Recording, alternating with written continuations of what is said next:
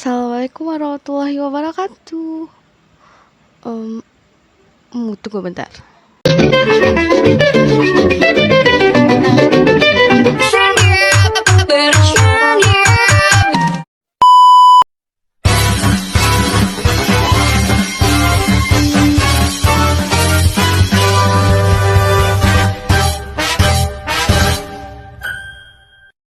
Hai, assalamualaikum warahmatullahi wabarakatuh. Terima kasih buat yang udah menyaksikan video ini. Dan terima kasih juga untuk Bapak Fadli sebagai dosen pengampu mata kuliah ini. Jadi hari ini apa masih perlu perkenalan gitu? Tadi kan Oke, berarti nggak perlu perkenalan ya. Kita langsung aja.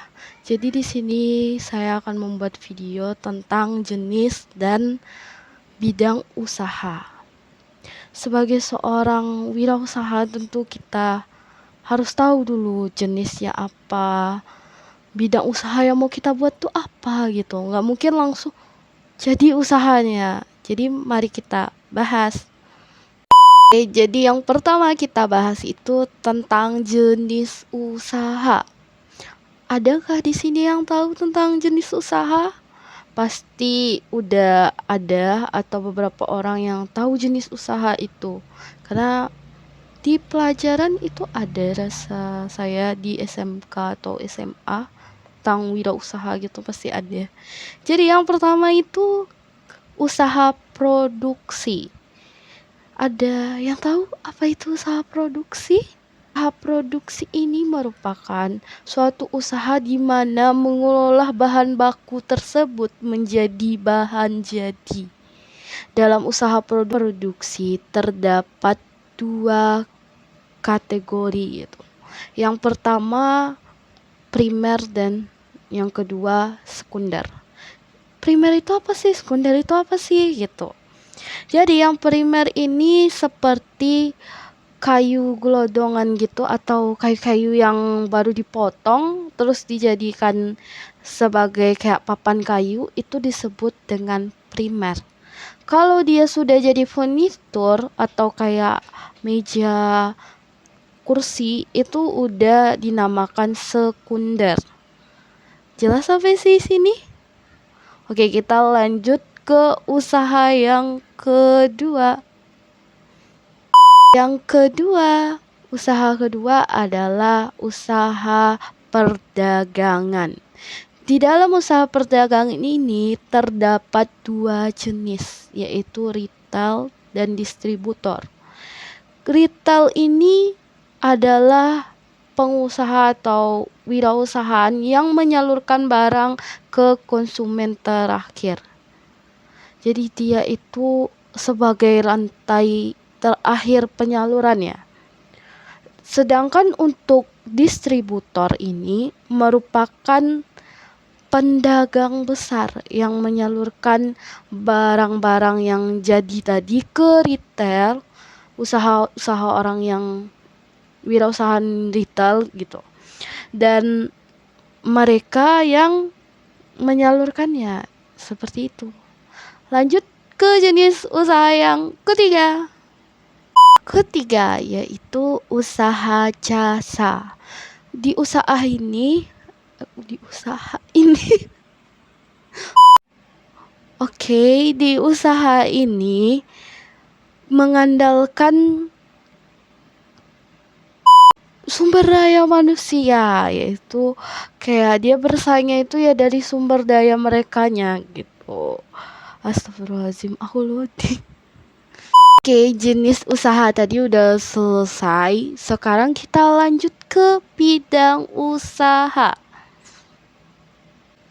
Bidang usaha sama aja sama jenis usaha tadi. Dia terdiri dari 3 bidang yang sama penyebutannya. Oke, mari kita bahas yang pertama. Produksi. Bidang usaha produksi ini merupakan segala bidang usaha yang menghasilkan barangnya. Entah itu berupa hasil ternak, hasil kehutanan, atau semacamnya gitu. Bidang usaha produksi ada beberapa hal yang perlu diperhatikan. Yang pertama itu lokasi, di mana bidang usaha tersebut di mana sih gitu, usaha produksinya di mana sih gitu, kayak gitu. Yang kedua, pilihan produknya. Kalian mau buat produk apa gitu? Kalau kalian di bagian usaha, bidang usahanya produksi, maukah membuat makanan kah, atau mengambil hasil dari bumi kah, kayak semacam kayu tadi yang kita bahas di depan, dan sebagainya. Lanjut, yang ketiga, kualitas produk. Dalam usaha produksi ini harus mementingkan kualitas produk, karena kalian jual itu kan hasil dari buatan kalian. Gak mungkin kalian mau hasilnya itu jelek atau sebagainya gitu.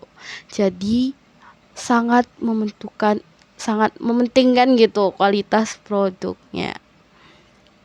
Yang keempat, ketepatan menghasilkan produk.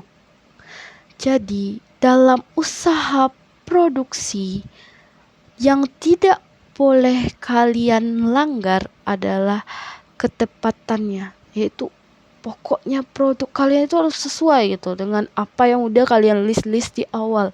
Hasilnya harus sesuai gitu, nggak boleh ada yang melenceng dari hasil yang kalian tetapkan di awal. 5. Variasi produk. Dalam sebuah usaha, tentu produk itu harus selalu lebih maju, lebih berkembang, lebih kreatif lagi dari yang di awal gitu. Kayak mungkin dari desainnya, karena hal tersebut supaya pembeli kita itu, yang membeli barang kita itu tetap selalu stay sama kita, karena tahu produknya selalu up to date loh gitu. Ada selalu perubahannya yang lebih baik gitu. Ada variasinya yang terbaru dan sebagainya. 6. Hubungan dengan pemasok dan distributor. Kalau produk kita itu udah besar, otomatis kita harus memasok bahan itu harus tetap stay di kualitasnya yang baik atau mungkin lebih maju gitu. Jadi kita harus jaga hubungan dengan pemasok bahan bakunya gitu. Kita harus saling menghargai gitu. Mungkin bisa dapat kortingan juga gitu. Dan untuk distributornya kita harus saling menghargai supaya tetap terjalinlah hubungan bisnis ini dengan baik gitu. Ada timbal baliknya, yang kitanya dapat uang, yang distributornya dapat barang yang bagus gitu. Dan sama lagi yang pemasok tadi, seperti itu. Kalian tahu nggak apa usaha produksi yang lagi diminati sekarang dan skalanya itu kecil? Jadi aku mau ngasih tahu, itu ada, yaitu namanya home industry, dimana itu atau disebutnya industri rumahan, dimana itu suatu usaha produksi yang skalanya kecil, jadi kerjakannya itu di rumah gitu. Dan juga banyak kelebihannya loh kalau usaha home industry itu gitu. Kelebihannya kayak kita nggak takut gitu, perasaan takut kita waktu kerja tuh nggak ada. Terus kita nggak ketemu sama bos yang suka marah-marah, kadang-kadang itu ada di perusahaan-perusahaan gitu. Dan kita juga lebih fleksibel, waktunya juga lebih fleksibel dan cocok buat ibu-ibu gitu. Dan peluang ini cukup diminati sekarang loh. Namun di dalam usaha home industry ini ada hambatan-hambatannya. Yang pertama itu pengetahuan dasar yang dimiliki. Pengetahuan teknisnya itu harus luas gitu. Kalau nggak luas ya susah gitu untuk menjalankan usahanya, karena kan home industry ini maksudnya itu skalanya kecil, jadi harus pandai-pandai lah kita gitu mencarinya gitu. Apa yang bisa dijadikan peluang, apa yang bisa di up to date dari produk yang kita produksi. Lanjut yang kedua, keterbatasan waktu. Jadi home industry ini kan kadang dikerjakan oleh orang-orang yang sebenarnya dia punya pekerjaan tetap, tapi terkadang ya pengen cari sampingan dengan cara home industry, kayak mereka buat kerajinan, ibu-ibu yang kerja kantoran mungkin, terus dia mau cari tambahan buat kerajinan atau mungkin buat kue-kue rumahan gitu yang mau disebar ke temannya atau gimana gitu. Dan kita lanjut yang ketiga, model usaha. Dalam model usaha ini terdapat pula kategori-kategorinya. Yang pertama, modal mental. Seorang wirausaha itu harus punya mental yang kuat. Harus bisa berdiri mandiri, berdiri sendiri gitu. Dan dia tuh harus ulet, terus berjuang, gak boleh patah-patah semangat gitu. Harus majulah untuk usaha. Kalian yang buat usaha ya kalian yang harus ngebajuin itu gitu. Jadi mentalnya harus oke gitu. Lanjut yang kedua, modal material. Modal material ini ya kita tahu lah gitu, pasti uang. Dalam usaha tentu kita memerlukan uang yang lumayan lah gitu. Dipikir-pikir minim enggak gitu, dipikir gede kali juga enggak gitu. Kayak lumayan lah gitu. Lanjut yang ketiga, modal pengetahuan. Seorang wirausaha itu harus memiliki pengetahuan supaya usahanya itu lancar. Kalau dia nggak ada pengetahuan, gimana dia mau cari peluang dari usahanya tersebut gitu? Kayak ini usaha ini mau dibawa kemana? Peluang ini. Nah kan harus ada pengetahuannya. Oke, lanjut. Yang keempat, modal pengalaman. Seorang wirausaha itu harus berpengalaman dalam bidang home industry yang dia ambil gitu. Yang dia pilih, yang dia buat jadi usaha tuh dia harus ada pengalamannya. Lanjut, yang kelima, modal keterampilan dan bakat. Dalam berwirausaha itu harus ada juga keterampilan dan bakatnya gitu, supaya usahanya lancar juga kan. Dan seorang wirausaha itu harus memiliki hal tersebut. Oke, kita lanjut ke hambatan yang keempat, yaitu profesionalisme tenaga kerja. Dan yang kelima hambatannya yaitu manajemen dan pengolahan usaha. Dimana kalau dalam industri home industry itu kita harus ada manajemen yang bagus supaya home industrinya ini berkembang gitu. Dan harus ada pengolahannya oke gitu. Oke, lanjut yang keenam yaitu pemasaran. Dalam home industry yang diutamakan itu pemasarannya sebenarnya. Keterhambatannya itu juga karena pemasarannya. Karena kan yang mengapakan home industry ini per orang biasanya, nggak terlalu gede lah gitu. Dan itu adalah suatu hal yang sangat lumayan sulit.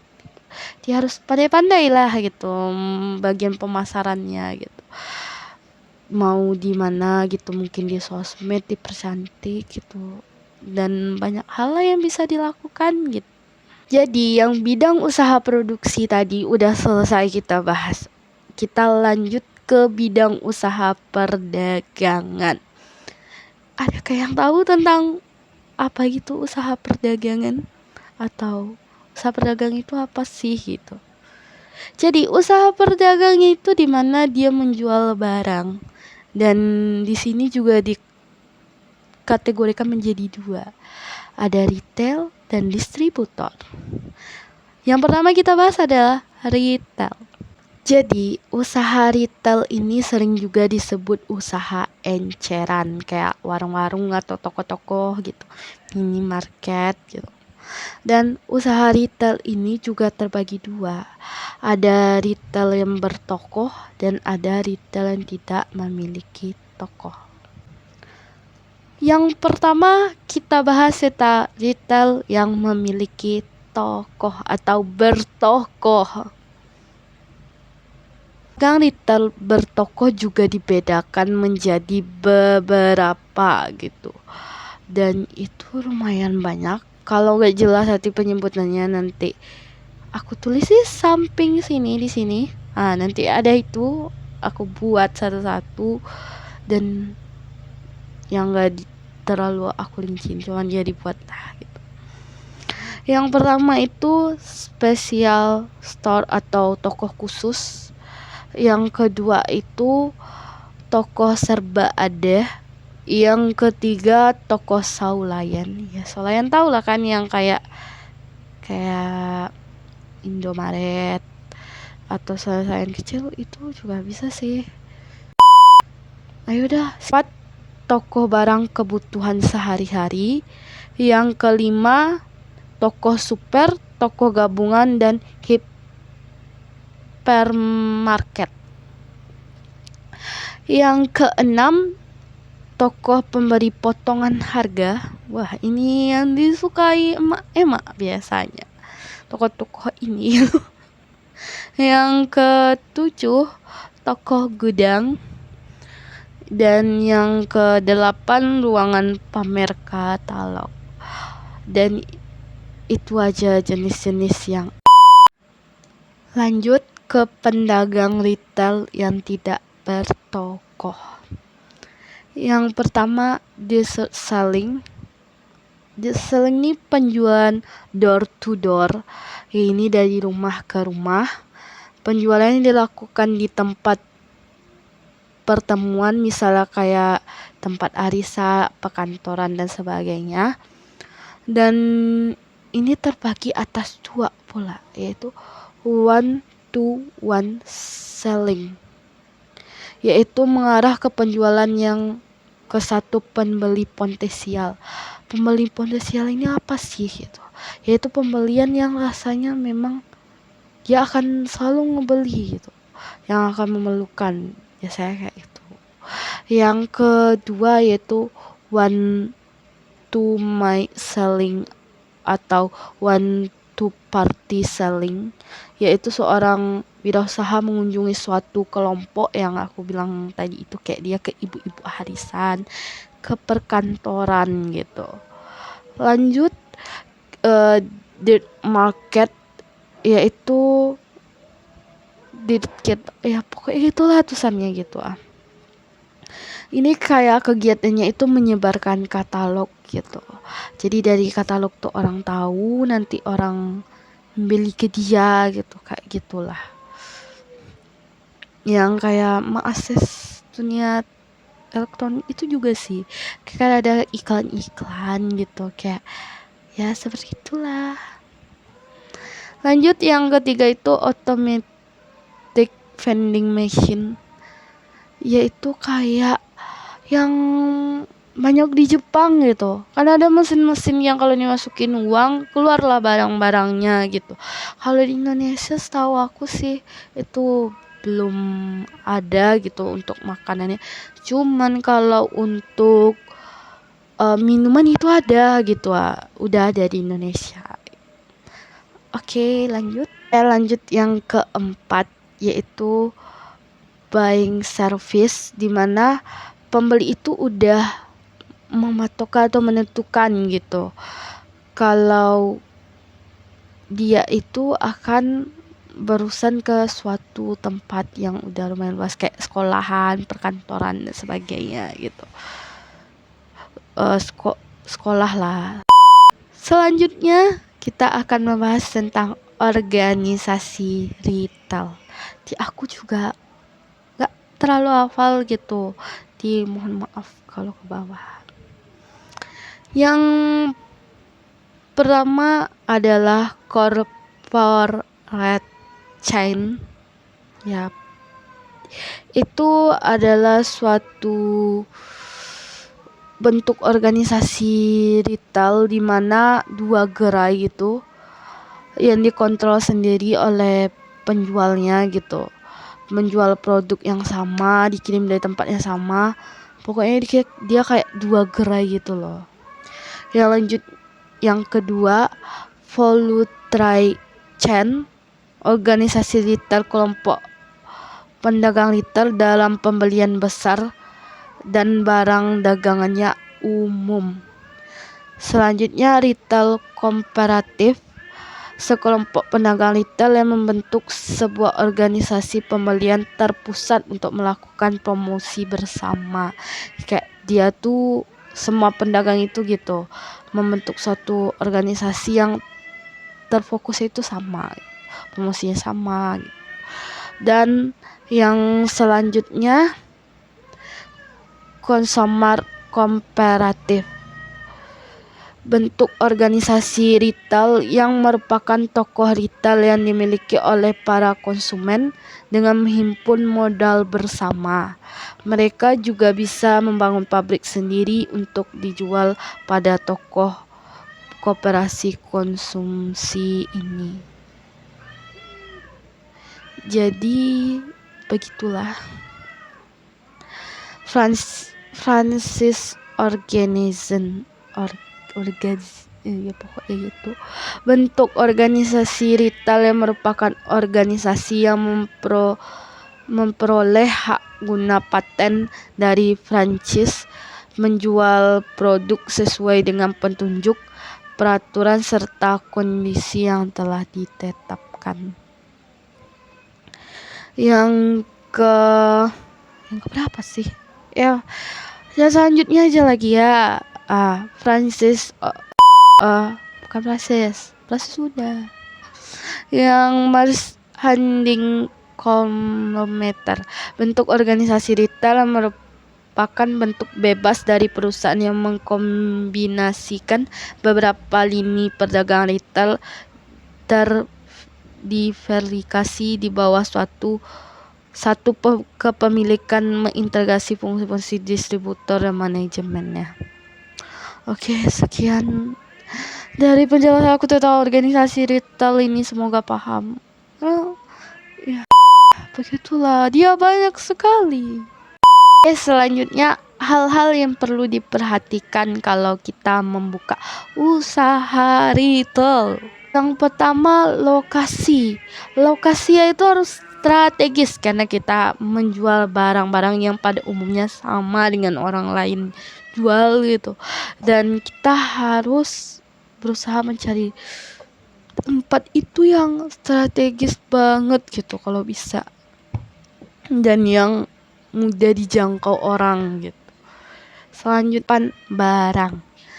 Kalau dalam retail ini setidaknya barang kita itu lengkap, karena ini barang inceran kan, yang otomatis orang pasti banyak cari, banyak yang minat gitu. Jadi kita harus lengkap tuh barang-barangnya. Lanjut, ketepatan harga. Harga ini sangat penting kalau kalian lagi di perusahaan retail, karena harga itu yang murah pasti orang kejar gitu, karena yang rata-rata barangnya itu barang enceran. Pandai-pandailah kalian menghitungnya gitu. Dan dalam ketepatan harga itu ada kebijakan yang udah ada dari sebelumnya gitu tentang harga penjualan di retail ini, yaitu ada 7. Yang pertama, hedging pricing, yaitu penetapan harga yang kira-kira atau asal-asal, yang penting dapat untung gitu. Mau ya tipis-tipis lah itu. Biasanya ini di pedagang kaki lima kayak bakso, jual-jualan bakso atau semacamnya gitu. Yang penting ya jualannya tuh laku gitu. Price leaning. Kalau kalian ada yang kurang jelas gitu penyebutannya, kalian bisa lihat di samping sini nih, udah aku tulis gitu. Press lining ini kayak yang terjadi di toko-toko kaos, kemeja gitu. Kalian kayak kemana ya? Pokoknya ke toko-toko gitulah, toko kemeja itu kayak ditumpukin dari berbagai merek dengan harga yang diobrolin gitu, sama harganya tapi mereknya beda gitu. Itulah contoh dari press dimana ini merupakan toko-toko yang pengen reputasi itu terkadang sebagai orang yang menjual barang-barang murah gitu, harganya murah gitu, dan dia mau rugi-rugian supaya barangnya itu terjual gitu. Judgment pricing, dasar penempatan harganya di sini tuh perkiraan. Biasanya kayak kodian lusingan gitu, barang-barang kodian lusinan gitu. Yang barang yang bagus diberikan harga yang lebih tinggi daripada yang lainnya dan ditempatkan di pojok toko dekat barang-barang yang harga mahal. Barang yang harga mahal itu kadang lebih cepat laku dibandingkan dengan harga barang yang lebih murah. Ya, kayak itulah penjelasannya. Oke, lanjut. Customer price. Dalam jangka panjang, harga suatu barang akan tetap stabil. Ada perubahan apabila harga bahan bakunya meningkat, maka harga pokoknya pun ikut meningkat. Akan tetapi produsen tidak mau menaikkan harga jualnya. Mereka akan menetapkan harga yang tidak dinaikkan. Customer price itu kayak suatu perusahaan itu kayak menetapkan suatu barang walaupun bahan bakunya naik. Ya, barang itu aja yang dikurangin gitu. Harganya ya tetap gitu-gitu aja. Kayak gitulah contoh singkatnya gitu. Price yaitu kayak yang di supermarket. Ada tuh misalnya 49.900 atau 59.99 gitu. Angka yang ya gitulah, angka yang kayak harga-harga ganjil gitu. Aku nggak terlalu tahu sih, cuman ada gitu dengar katanya kalau harga-harga ganjil gini biasanya pembeli itu lebih tertarik karena merasa barang itu lebih murah. Kayak misalnya harga barangnya itu sebenarnya aslinya 51.000, tapi orang itu jual dengan harga 59.999. Kayak gitulah. Itu pasti kayak lebih laku gitu. Oke, lanjut. Combination offers ya gitulah. Jadi ini berupa kayak penjualan sepasang produk, tapi mereka cuman aslinya itu bayar satu produk gitu, menurut yang mereka apain gitu. Satu produk aja, padahal jadi kayak mereka tuh gimana ya, itu kayak mereka merasakan mendapatkan produknya itu yang dibeli 2, tapi yang mereka bayar cuma 1 gitu. Kayak gitulah.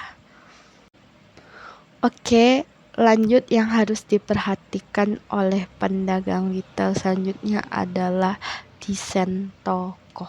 Desain toko ini berdampak sangat signifikan gitu.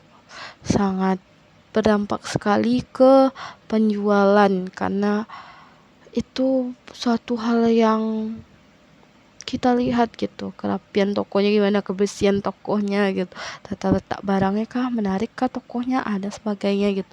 Dalam hal ini ada 4 kategori.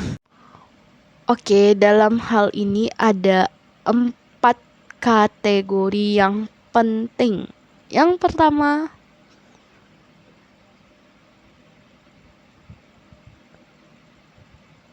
eksterior. Ini kayak ke bentuk fisik yang bisa dilihat dari tokohnya.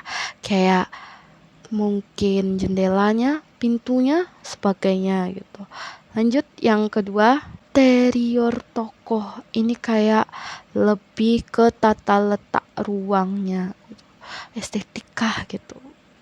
Ya sekarang tuh banyak toko-toko yang udah estetik kan. Kalau kalian up to date gitu. Lanjut yang ketiga, layout, yaitu penempatan barangnya gitu. Sesuaikah gitu atau dimanakah baguskah dipandang? Ya seperti itulah.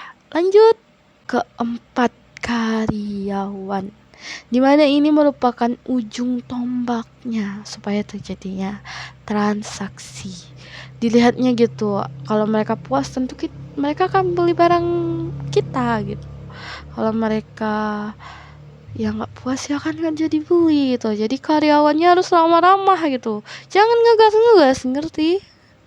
Oke, ini udah selesai pembahasannya. Kita akan lanjut ke pendagangan distributor. Oke, selanjutnya adalah distributor. Distributor ini adalah pedagang besar. Aktivitas marketing mereka itu menggerakkan barang dari produsen untuk dilanjutkan ke pedagang retail. Dan untuk jenis distributor ini terbagi dari beberapa hal juga dan banyak. Nanti aku tulis di sini, kalau memang penyebutannya kurang menurut aku nanti aku tulis gitu.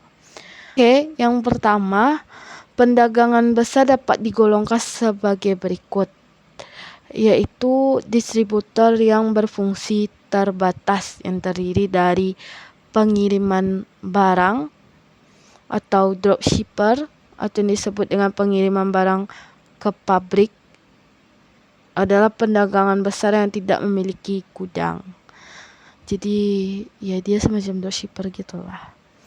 Yang kedua, pendagangan dengan truk, atau pedagang ini mengusahakan truk untuk membawa barang-barangnya gitu, misalnya dari satu pabrik ke pabrik lain gitu. Yang maksudnya itu bukan ke pabriknya, ke tempat retail lain gitu. Otaknya ngeblank. Ya lanjut, yang ketiga itu distributor tunai dengan self service. Pedagang besar menjual barang secara tunai dengan harga relatif rendah. Lanjut ke retail yang bersama memiliki usaha distributor. Dia sekelompok pedagang retail gitu. Dia mengusahakan sendiri tokoh distributornya dengan maksud menekan biaya dan dapat membeli barang dengan harga yang lebih rendah. Lanjut, kelima, kelompok sukarela bergabung dengan grosir. Kelompok ini terdiri sekumpulan usaha retail yang dimiliki secara bebas oleh pengusaha dengan sukarela bergabung dengan seorang pedagang besar untuk pembelian, reklame, dan aktivitas lainnya. Selanjutnya, penggolongan pedagang besar itu pengumpulan hasil pertanian. Yang pertama, pembelian lokal khusus, di mana dealer lokal yang terdiri sendiri dan kadang-kadang merupakan wakil dari dealer dan produsen. Astagfirullah. Dan lanjut yang kedua, pembelian yang berkeliling mendatangi perusahaan pertanian. Dia kayak mencari gitu pabrik-pabrik yang butuh pertanian dia, atau maksudnya orang-orang yang butuh pertanian dia gitu, menawarkannya satu persatu gitu.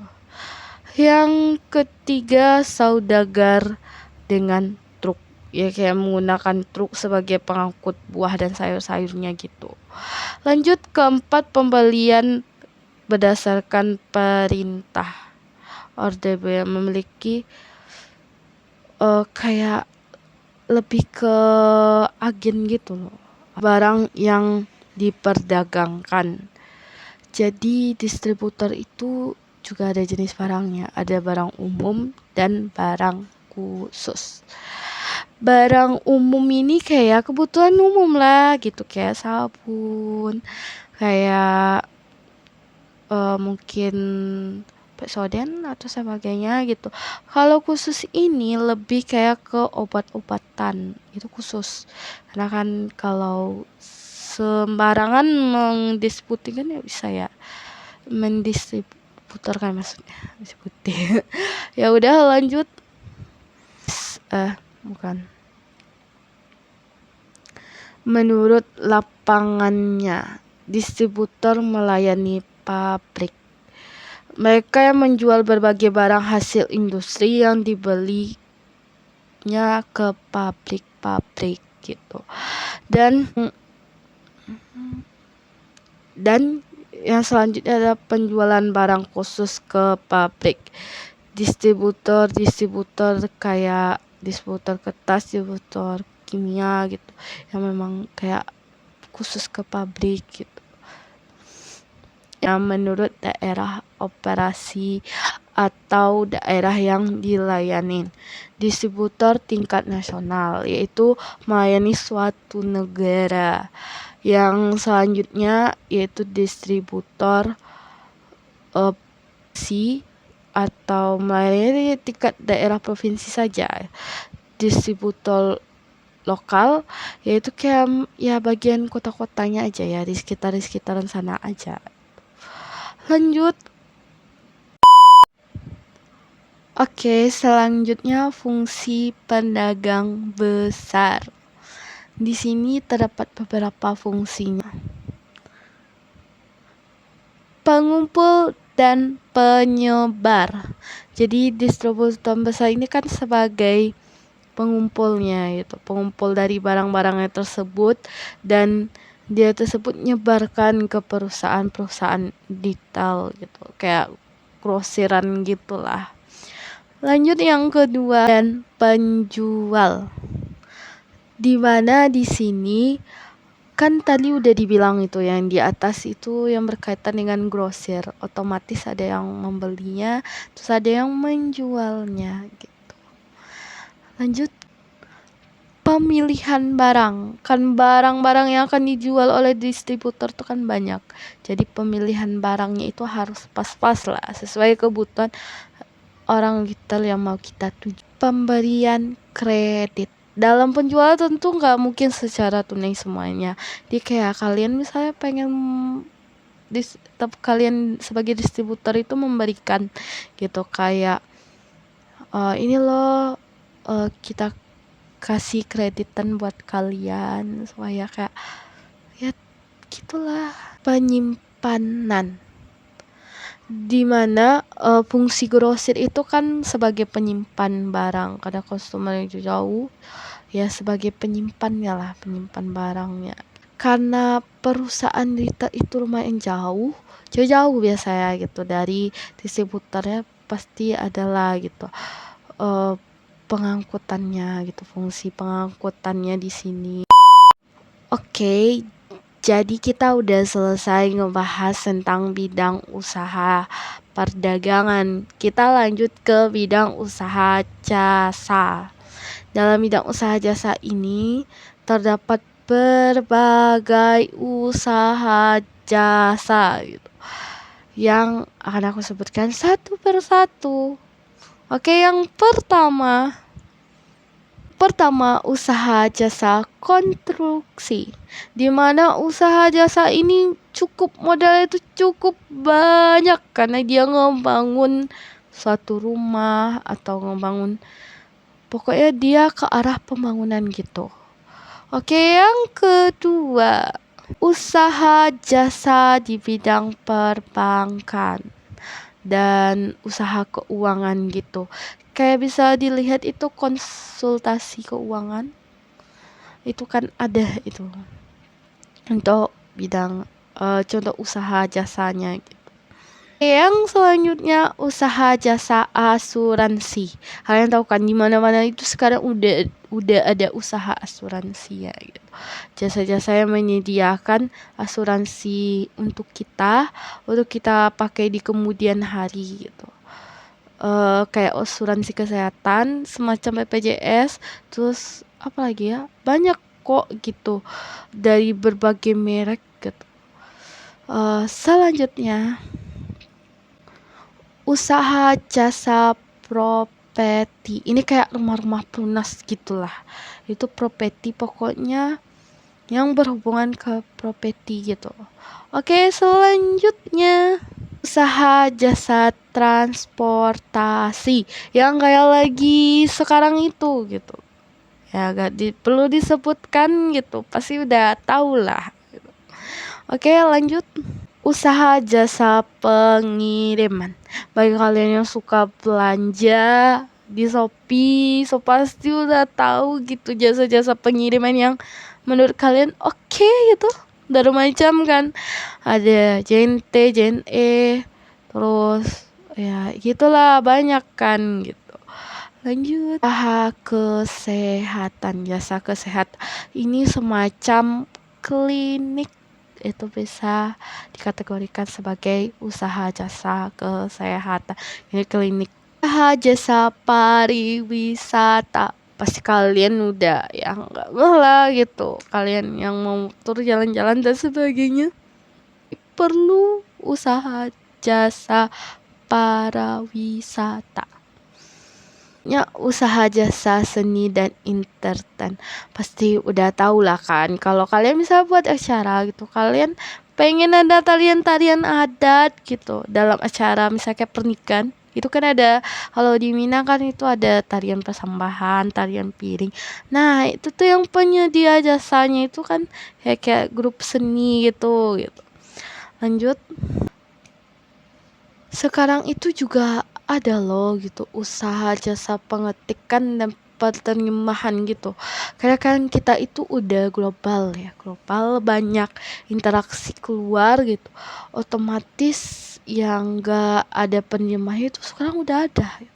Dari materinya kita udah selesai dan semoga kita berjumpa lagi. Sekian, terima kasih.